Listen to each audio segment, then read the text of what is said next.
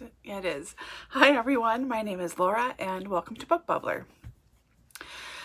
Okay, a quicker Friday reads than usual today, and I genuinely mean this. I need to get cracking. It's just after 10 on Thursday morning. Yes, my hair is wet. That's how I roll.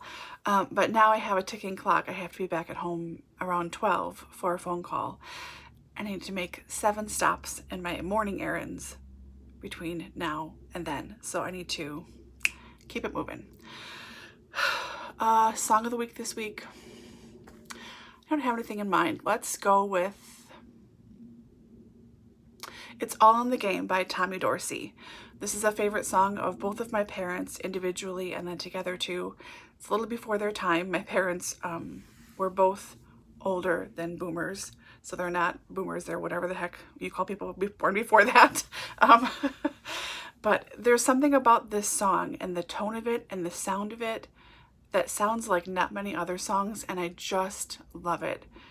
It's really warm, and this has consistently been one of my most listened to songs in my iTunes library since I got my first computer. So enjoy Tommy Dorsey. It's All in the Game. If it's not Tommy Dorsey, I'm going to feel really stupid, but the name of it is It's All in the Game. I can see my parents 45 in my head. That's not helpful. Anyway, been kind of a weird week. You saw me vlog over the weekend for the mid-month book bash, and I'm not going to go over stuff too much more from what I read, but I read the last half of The Seduction of the Crimson Rose with Danny. This is our year-long series read. This was okay. Glad to have it over and done with and be moving on to the next one on Sunday. And then I focused on The Series of Unfortunate Events by Lemony Snicket. So I finished book 10, Slippery Slope. This was decent. Book 11, The Grim Grotto, same. And book 12, The Penultimate Peril, the same. These all are like 3-star books. They're just fine, nothing wrong with them, whatever. I gave Crimson Rose 2, but it's really 2.5, just because stuff happens in the plot that like moves everything forward. Anyways, so I got those done. And then yesterday, I was supposed to run all these errands this morning yesterday, but I couldn't be arsed. So instead I thought, I'll read these real quick and then it'll be fine. And I don't have to go to the library again right away. Whatever. So I read the end. This is the very last of The Series of Unfortunate Events. I'm giving this 4 stars. I didn't know where it was going to go the entire time. I loved how things were wrapped up and how characters were pulled in, and some of the history that is referred to throughout the books is tied together. I don't think I got all of it, but I got a lot of it, and I liked it. I thought it was really good. And then I also read the Beatrice letters. This is obviously supplemental, but for those of you who have not seen this, so it opens up and it's got letters here. So one of the letters, it's 2 file folders, is a 2-sided poster. And then the other thing in here, if I can get it back in. Whoa. What? Is this little notebook. And there are like letters you can rip out if this is your own book, like here's an L, but there's little flaps you pull up and read, and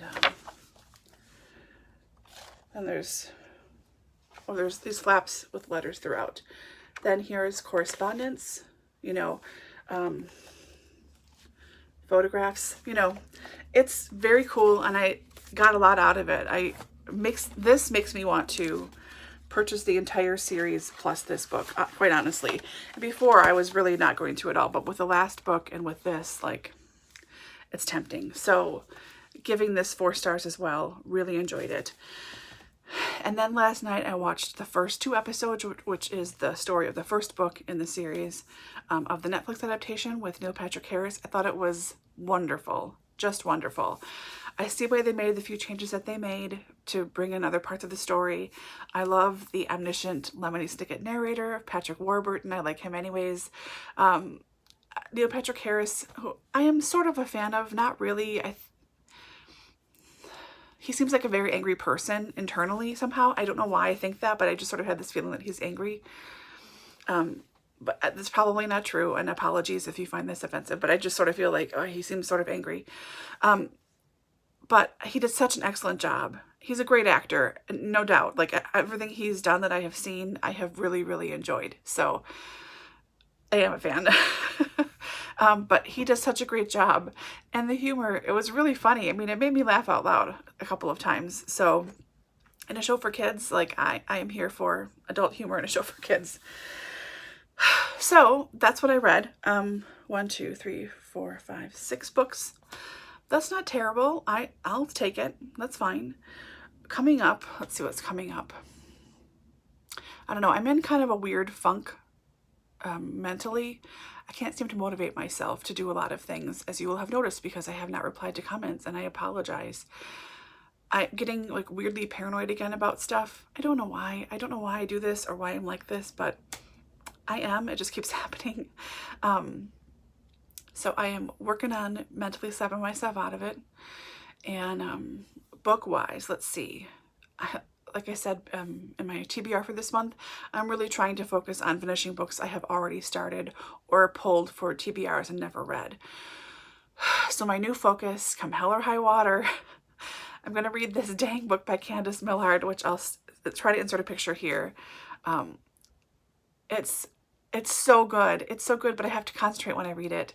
And I feel like I keep saving it now because I know it's so good. I have to wait for the right time to finish reading it, which is just BS. Like, Laura, just, stop it. So I'm working on that, and I'm working on a couple library books still. I'm still working on, what's it called? Love and Rage by Lama Rod Owens. And I'm still working on The Coldest Winter Ever by Sister Souljah.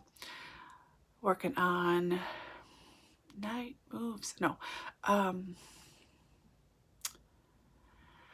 On ebook, I'm reading The House on Vesper Sands, which was recommended to me by somebody here a year ago-ish. I should go look at my notebook. I keep all my recommendations in from my YouTube friends. But it's set in Victorian London, sort of a mystery series, I think. Or it's standalone, unsure, but it's a mystery. And it's sort of supernatural, but it seems like there are hints here that I should be hooking this to a separate mystery series. Like, it's hooked to the Holmes universe somehow, but I'm just not getting it. I'm not twigging in for some reason. Every time I read it, which is every night now, I'm like, God, what am I'm missing something. But it's good. It's delightful. And yeah, I just keep looking forward to my next TBR and the next thing I want to start reading. I want to start all these books, but I have got to finish the over 20 books I have bookmarks in. Legit, it's that bad. Not to mention the ones I have pulled, like I said, that have not started yet. It's just horrific. That's my mental state, in case you can't tell. All over the place, feeling guilty about nothing in general, just weird. This should not be news if you're new here. If this is your first time, oh my gosh, hi and welcome. I would say this is not normal, but no, it's normal. So anyways, I better get cracking. Okay, under 10 minutes. Woo! That's probably a first for Friday Reads in quite a long time. So I hope you're all doing well. I hope you're all staying safe. Dewey's is coming up on the 24th or 5th of April, whatever that Saturday is. So I will be including my Dewey's TBR with that week's Friday Reads. And I'm right now planning on vlogging Dewey's, which should be interesting. I tend to get fairly loopy since I try to make myself stay up very late. And now that I'm in my 40s, it gets real interesting real quick. So we'll see if I have the guts to show that vlog to the world, because... But anyways, I hope you're all doing well, reading something wonderful, and I will talk to you guys soon. Bye.